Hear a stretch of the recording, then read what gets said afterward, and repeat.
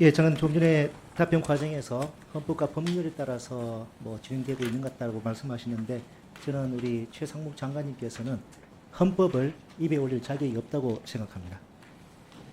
장관님, 지난해 1월에 모처럼 여야가 합의해서 달빛 철도 건설을 위한 특별법 통과한 사실 알고 계시죠? 네, 알고 있습니다. 헌정사상 가장 많은 총 261명에 달하는 국회의원이 이 발의에 참여했습니다. 그야말로 여야, 더 나아가 우리나라의 동서가 합심하여 달빛 철도를 건설하는 데 동의했다는 뜻입니다. 근데 작년 8월 14일에 시행됐는데 그 법 17조에 따라 예탈을 면제할 수 있는 조항이 있음에도 불구하고 작년 9월 11일에 국토부가 기재부에 예탈 면제 신청했는데 지금 7개월이 다 되도록 기재부가 확정을 하지 않고 있어도 알고 계시죠? 네. 장관님은 대통령 권한대행 하실 때 법령상 특별히 정해진 바도 없는 여야 합의를 수차례 강조하신 바 있습니다. 달빛철도 특별법은 여야 합의가 넉넉히 아주 충분하게 이루어져 국회를 통과한 법안입니다. 그런데 7개월이 지나도록 왜 이렇게 처리가 안 되고 있는 것이죠? 어떤 조건이 부족하다고 보시는 겁니까? 그 조건이 부족한 건 아닙니다. 말씀하신 대로 저도 지금 질의를 주셔가지고 좀 챙겨봤는데 일단은 그 국토부에서 신청한 건 많고요. 지금 그 부분에 대해서 재정사업평가위원회 등 관련 절차를 지금 곧 추진을 하겠습니다. 네네. 네, 좀 서둘러 주십시오. 네. 가덕도 신공항의 경우 사업 규모가 13조였고 관련 법안 발의에 참여하신 국회의원 수는 138명이었습니다. 하지만 달빛철도법은 261명이나 참여했거든요. 속도를 좀 내서 이 처리가 될 수 있도록 좀 해주시기 바랍니다. 오늘 우리 조국혁신당은 아침에 기획재정부 개혁 방안을 발표했습니다. 혹시 언론 통해서 접하셨습니까? 자세히 보지 못했고 발표했다는 얘기만 들었습니다. 예. 네. 예산과 관련된 것이 크게 두 가지입니다. 신공관계상 본인 질의를 다 들으시고 나중에 장관님 의견이나 입장을 한번 말씀해 주시면 감사하겠습니다. 첫 번째는 하향식 예산 편성 제도입니다. 이 하향식 예산 편성 제도를 도입을 위해 총액 배분 자율 예산 편성 제도와 국가 재정 전략 회의를 실질화하자는 것입니다. 노무현 정부 때 제도를 도입하고 국가 재정 배분 회의에서 부처별 예산 총액을 결정한 적이 또 있습니다. 두 번째는 예산 편성 방식 변경에 따라 예산실 등을 기획재정부에서 분리해 대통령 소속 예산처를 설립하자는 것입니다. 예산처에는 현재 예산실의 예산총괄심의관실과 그 외 현재 2차관 소관으로 되어 있는 재정정책국 등을 이관하고 예산실의 분야별 예산심의관 내 부서는 소관 부처로 이관하여 예산처가 국가재원 배분을 하는 국가재정전략회의를 지원하여 각 부처가 자율 편성한 예산에 대한 성과 평가 등을 하도록 하는 기능을 하도록 하자는 것입니다. 이러한 방안은 기재부 예산 권한을 축소시키는 것과 더불어 선출된 권력의 예산 배분의 책임성을 강화한다는 취지가 있습니다. 다음으로 기재부가 공공기관을 관리하는 것은 나름의 이유가 있겠습니다만은 다양한 공공기관의 역할을 극대화하고 자율성과 책임성 그리고 공공성을 조화시켜야 한다는 시대적 과제를 이행하기 위해서는 낡은 틀인 것 같습니다. 따라서 공원위를 총리실로 이관하고 공공기관을 전담하도록 하는 역할을 해야 한다고 생각합니다. 또한 지금 국제질서가 변화하면서 산업정책이 매우 강조되고 있습니다. 그런 차원에서 예산실을 분리한다는 전제하에 국내 금융정책 기능을 기재부로 이관해서 국내외 금융정책을 함께 다루고 산업정책을 지원하고 어떤 측면에서는 선도해야 한다고 생각합니다. 기재부 공무원들께도 말씀드리고 싶습니다. 여러분들 유능한 거 잘 알고 있습니다. 하지만 예산 배분은 본질적으로 정치적인 과정입니다. 선출된 대통령이 책임지고 편성 과정을 챙기는 것이 민의를 반영하고 또 그에 따른 책임도 강화하는 일이 될 것입니다. 그저 여러분에게 맡겨둔 채 나무라라 하는 게 올바른 방향이 아닙니다. 앞으로 기재부 개혁 논의가 본격화될 것으로 보이는데 여러분이 반대만 해서는 누구도 좋을 게 없습니다.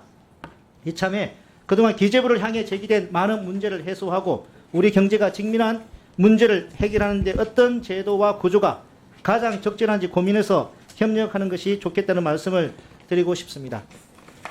장관님,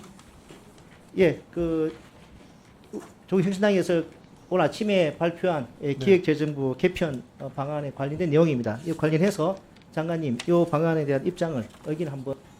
네, 간략하게 말씀을 드리겠습니다. 뭐 기획재정부에 대해서 많은 말씀을 주셨는데 기본적으로 기획재정부에 있는 뭐 저를 포함한 모든 저희 그 직원들은 그래 국가 국민을 위해서 그 열심히 해왔습니다. 그리고 저 특히 직원들한테 제가 감사하게 생각하고 있고요.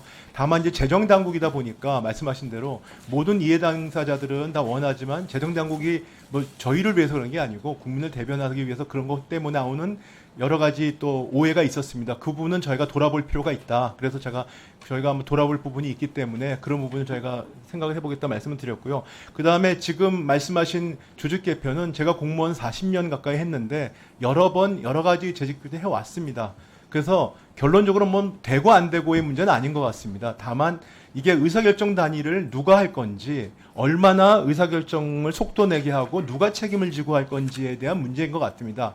그 상황에 따라서 어차피 대통령이 하시든 아니면 내각에서 하든 그런 이슈일 것 같거든요. 그래서 그거는 뭐 판단할 문제라고 장단점이 있다고 생각합니다. 네.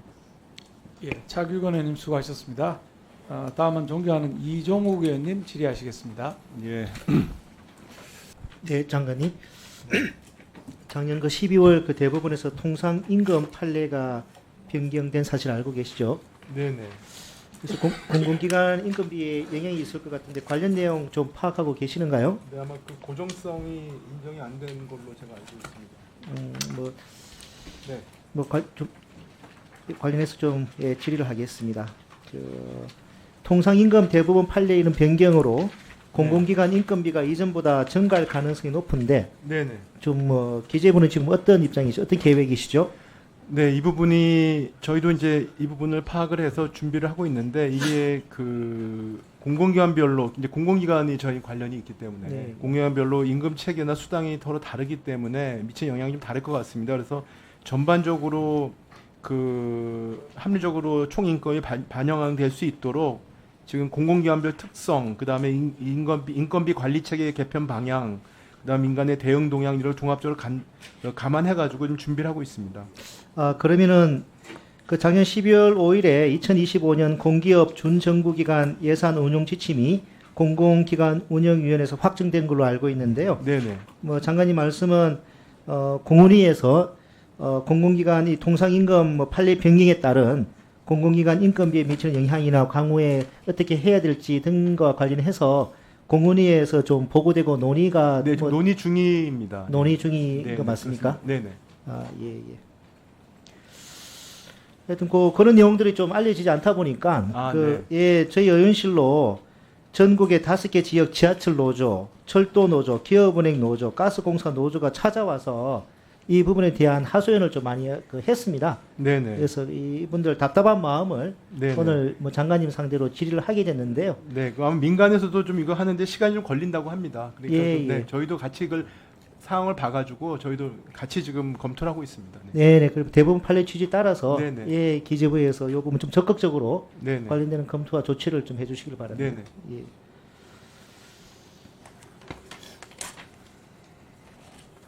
총재님. 네.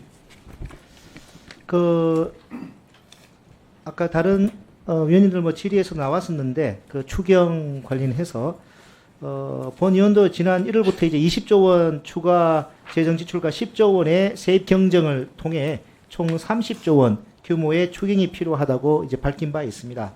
그 30조 원 규모는 불법 계엄으로 인한 경제 침체와 성장률 추가 하향, 지난해 하반기 범위세 실적, 감액 예산안 통과 등을 모두를 고려한 이제 규모였는데요.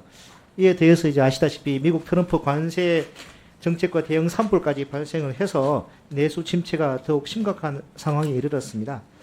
총재님께서도 이제 아까 말씀하시다시피 15조 또는 20조 원 추경 규모는 성장률이 0.2% 포인트 올린다고 이제 밝히셨는데 이번에 이제 기재부는 12조라는 아주 작은 규모의 이제 좁쌀 추경을 가져왔습니다.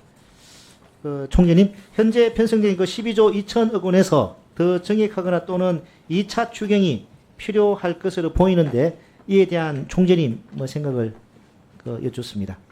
조금 전에 김영환 의원님 말씀하실 때도 제가 말씀드렸었는데 지금 추경을 하면 올해는 분명히 경제 성장률을 올리는 효과가 있습니다. 근데 이걸 많이 하게 되면은 내년도에 이것보다 더 많이 하지 않으면 내가 성장률을 낮추는 쪽으로 작용합니다. 그래서 사실 올해 성장률만 많이 올리는 거가 좋은지 아니면은 내년 성장률이 민간이 내년엔 정부가 성장률을 오히려 낮추는 역할을 하더라도 내년도에는 그럼 민간 성장률이 올라가서 괜찮은 건지 이런 걸 다 보면서 판단해야 되기 때문에 올해 성장률이 낮을 거니까 무조건 많이 추경을 해야 된다라는 논리는 조금 조심해야 할 필요가 있습니다. 그러니까 제가 규모를 얘기하고 제가 성급하게 얘기하지 않는 거는 올해 성장률이 얼마가 될 거고 내년도 성장률이 얼마가 될 건지를 보고 판단해야지 올해 30조를 하시면 내년도는 30조 이상으로 해야만 플러스 효과가 있고요.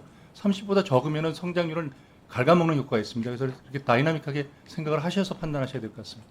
뭐 제가 이제 연초에 30조 저희 뭐 조국 혁신당에서 30조 원 규모 필요하다고 말씀을 하셔서 아마 그게 아니 그리고 전직에서 이제 말씀을 20조도 마찬가지인데 20조를 하더라도 음. 내년도에 20조보다 못하면 음의 성장률을 가져올 거기 때문에 네네. 그래서 이게 재정이라는 거는 일시적으로 성장률을 올리는 효과가 있지만 계속해서 성장률을 올려주는 효과는 없거든요. 그래서 재정을 통해서 경기 부양하는 거에 한계를 알고 이게 어느 정도 해야 되는지를 판단할 때 올해 한 해만 보지 말고 내년도에 주는 함의까지 생각해야 된다는 말씀입니다. 예, 이제 저는 이제 총재님께서 당초 15조에서 20조 원 정도 예. 예. 예, 있습니다.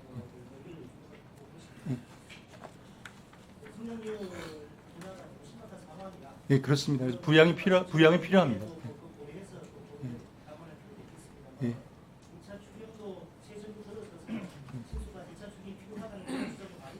예, 그렇습니다. 예, 수고하셨습니다. 다음은 존경하는 신동욱 의원님 질의해 주시기 바랍니다.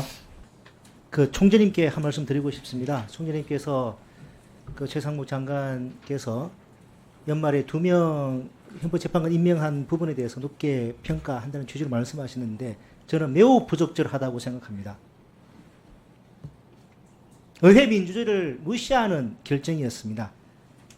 국회가 선출한 헌법재판관을 2명만 임명한 것,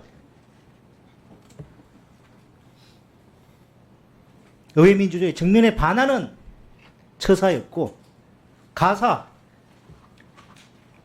조금이라도 의미 있다 하더라도 2월 말에 헌법재판소가 40여 헌법재판관 임명하는 합의자는 위헌이다라고 결정했음에도 불구하고 한 달 가까이 임명하지 않은 그 행위, 그로 인해서 우리 국민들이 얼마나 많은 혼란과 고통과 스트레스 받았는데 절대로 최상목 장관의 연말에 2명만 인정하는 것이 높게 평가받을 수 있다 동의할 수 없고요.